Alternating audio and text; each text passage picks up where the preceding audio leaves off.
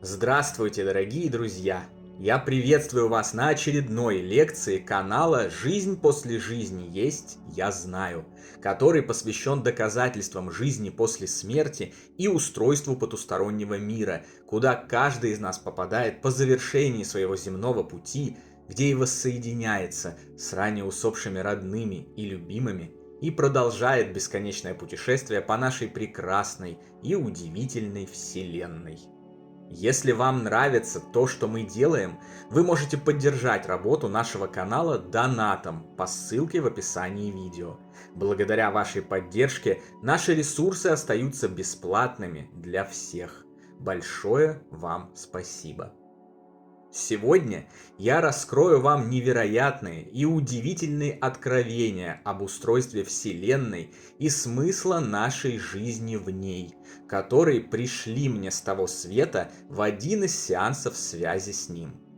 В прошлых лекциях, а также в нашей книге «Жизнь после жизни есть, я знаю. Путешествие скептиков в потусторонний мир» я рассказал вам, как мои родные и любимые усопшие передали мне знания о жизни после смерти и устройстве загробного мира, полностью изменив мою жизнь. Этими знаниями я ныне и делюсь со всеми, кто может в них нуждаться. Дальше же все стало еще интереснее.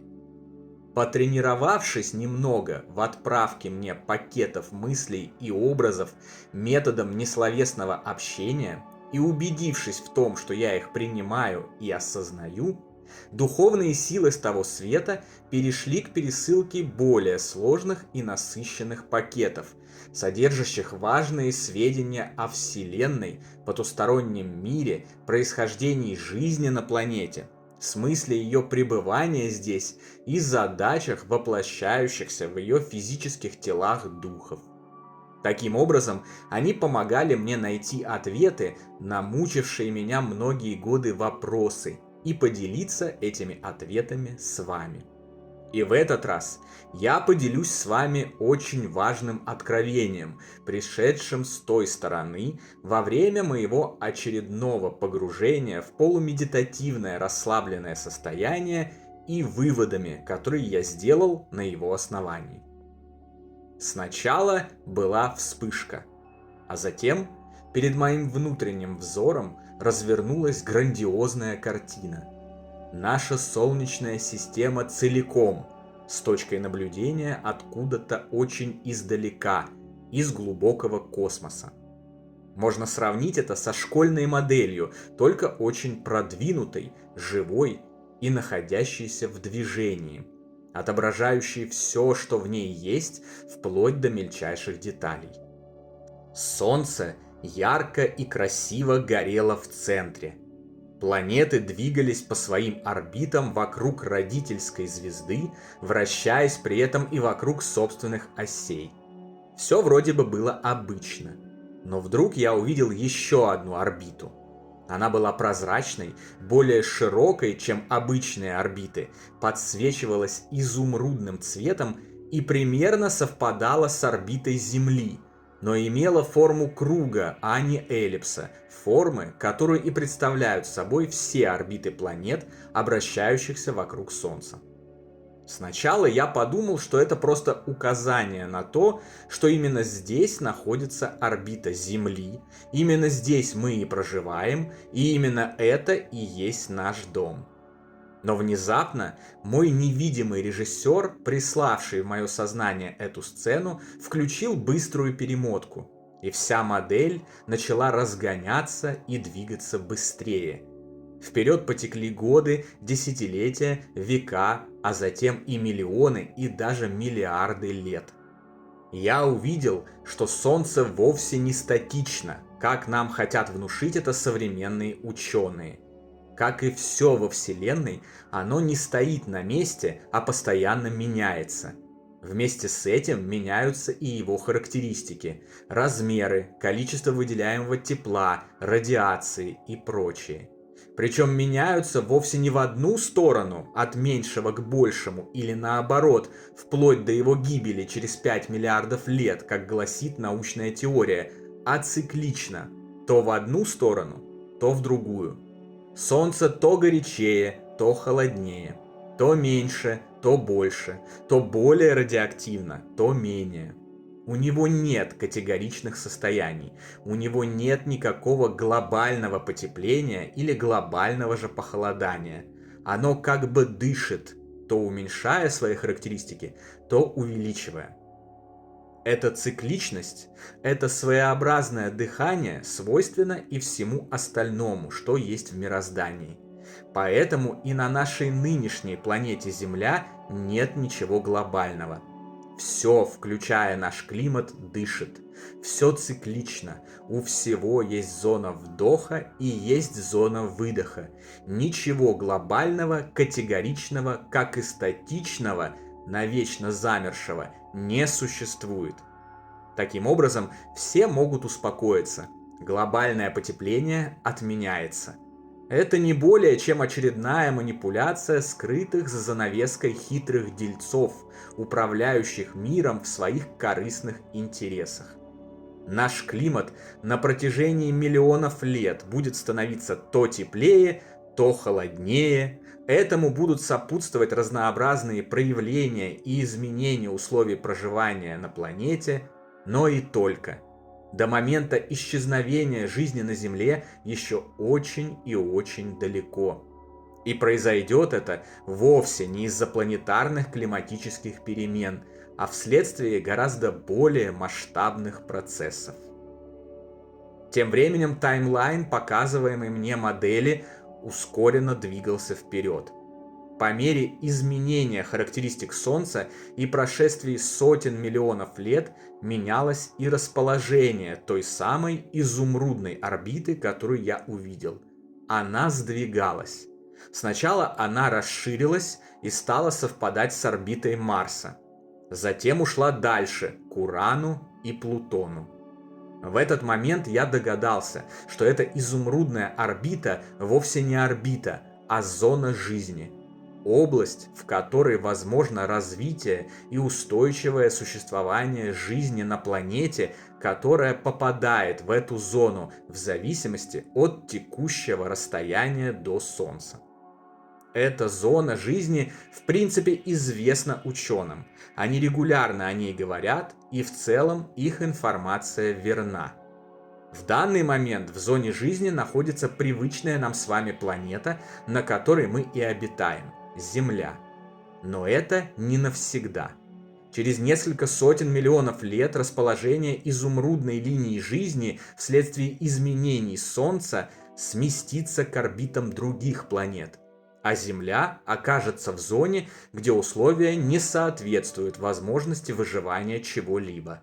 Здесь больше не будет ни людей, ни растений, ни животных, ни насекомых. Но вот дальше начинаются различия с официальной научной версией. Дело в том, что жизнь из Солнечной системы с таким изменением не исчезнет. Она получит возможность развиваться на Марсе и будет это делать. Придет время, Солнце снова изменится, и зона жизни разместится на орбите Плутона. Затем последуют новые изменения родительской звезды, и зона жизни вернется к Венере, а потом снова к Земле, на которой вновь разовьется жизнь. И так очень-очень долго, на протяжении многих миллиардов лет, покуда Солнце продолжает свое дыхание. Ускоренная перемотка обозреваемой мной сцены продолжала крутиться. И я видел, как зона жизни двигается от одной планеты к другой, и на каждой из них, после того, как она попадает в зеленую зону, развивается разнообразная жизнь, в которой воплощаются не менее разнообразные духи, создавая целые цивилизации, приходящие на смену друг другу.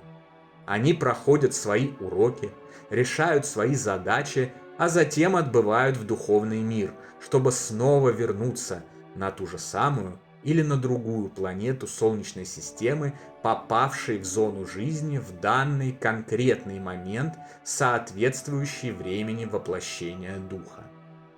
Земля – это лишь одна из множества обитаемых планет в нашей Солнечной системе. Когда мы смотрим на мир вокруг нас плоским взглядом, оперируя исключительно текущим моментом, нам кажется, что на других планетах жизни нет. Это просто безжизненные камни.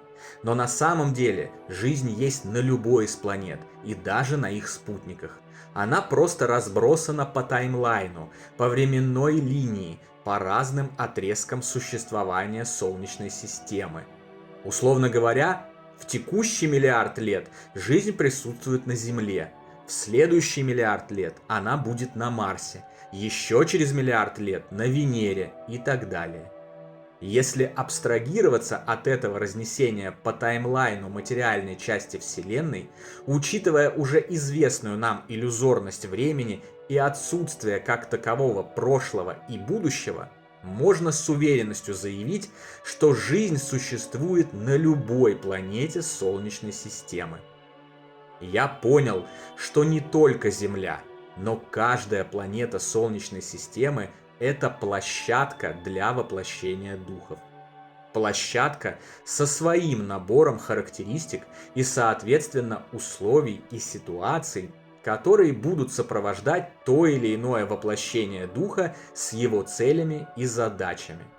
На одной более тяжелые условия существования, на другой более приятные. Разнятся и физические константы. Все эти различия определяют бесконечный набор возможностей, условий и ситуаций для прогресса жизни, а значит и духа. Каждая такая площадка словно школьный класс, посещаемый нами в определенное время. Сегодня у нас урок в классе Земля. Завтра нам нужно будет перейти в класс Уран, послезавтра на Венеру, а затем снова вернуться на Землю. И не сомневайтесь, все продумано до мелочей. Когда приходит время, за нами прибывают заботливые учителя и с комфортом сопровождают нас на другую планету, где мы продолжаем свое развитие. Каждая такая планета-площадка, на которой оперируют и развиваются духи, то есть мы с вами, задействуется в свое время. До тех же пор каждая планета – это подготовленный и законсервированный Творцом до поры объект, ждущий своего момента для того, чтобы открыться и начать следующую фазу проекта под названием «Жизнь», предоставив нам до бесконечного разнообразные возможности развития и обучения. Солнечная система – это до невероятного продуманный и структурированный проект обучения и развития бессмертных духовных существ, миры в котором не являются бесполезными и безжизненными кусками камня. Каждый из них играет свою роль и делает свою работу в отведенное ему время. Все вместе это является грандиозным механизмом, созданным для нашего общего блага. И таких механизмов во Вселенной, как песчинок на всех пляжах Земли вместе взятых. Некоторые из вас уже могли догадаться, что от этого откровения недалеко и до другого, которое утверждает, что человек, как вид, вовсе не является порождением Земли. Он здесь гость и изначально появился в совсем других мирах. И в продолжение нашей несловесной беседы с моими близкими духами я действительно получил такое откровение от моих незримых учителей. Но о нем я расскажу вам подробно в другой лекции. А сейчас подытожим. С самого детства я задумывался, зачем в Солнечной системе столько планет, на которых нет жизни. Для чего такое бессмысленное расходование материала, если жизнь сосредоточена только в крошечной части огромной системы, на маленькой планете Земля? Ответа не было. И вот спустя десятилетия я наконец получил ответ. И в очередной раз убедился, что смысл есть во всем, и ничего не бывает просто так. Если во Вселенной что-то есть, значит в это вложены мудрейший замысел и назначение. Просто пока мы их не видим или не хотим видеть. Если же выйти за ограниченные рамки, увеличить короткие отрезки времени до длинных, расширить масштаб мышления, перед нами предстает совсем другая картина. Картина гениальности всей Вселенной и наличия смысла во всем, что в ней существует. Однако получил я этот ответ не от науки и не от напыщенных индюков-ученых, считающих, что они знают все обо всем и отрицающих все, что нельзя увидеть глазами, потрогать руками и измерить приборами. Я получил его при помощи потустороннего мира, спешащего к нам с добрыми и развивающими откровениями, и желающего помочь нам стать лучше, добрее, научиться любить, понять природу окружающего нас мира, как можно скорее и как можно качественнее достичь тех целей и задач, с которыми мы отправились в нелегкое путешествие воплощения в плотной материи. Лично для меня эта невероятная ориентированность на живущих, эти неравнодушие и любовь, это тепло, эта помощь, постоянно предлагаемые нам духовными силами, являются самым главным и важным доказательством существования волшебного, удивительного и бескрайнего потустороннего мира за пределами физического. Мира, который в прямом смысле слова является нашим истинным домом, из которого мы все пришли сюда и в который мы все обязательно вернемся. На сегодня это все, дорогие друзья. Дополнительную интересную и полезную информацию за пределами лекций, ответы на ваши вопросы о жизни после смерти в целом и по этой лекции в частности, а также познавательные статьи о потустороннем мире вы найдете в нашем телеграм-канале. Ссылка на него, как всегда, в описании видео и на экране. Добро пожаловать! Встречаемся на новой лекции здесь же, на нашем YouTube-канале. А пока всего вам самого лучшего, волшебного и замечательного.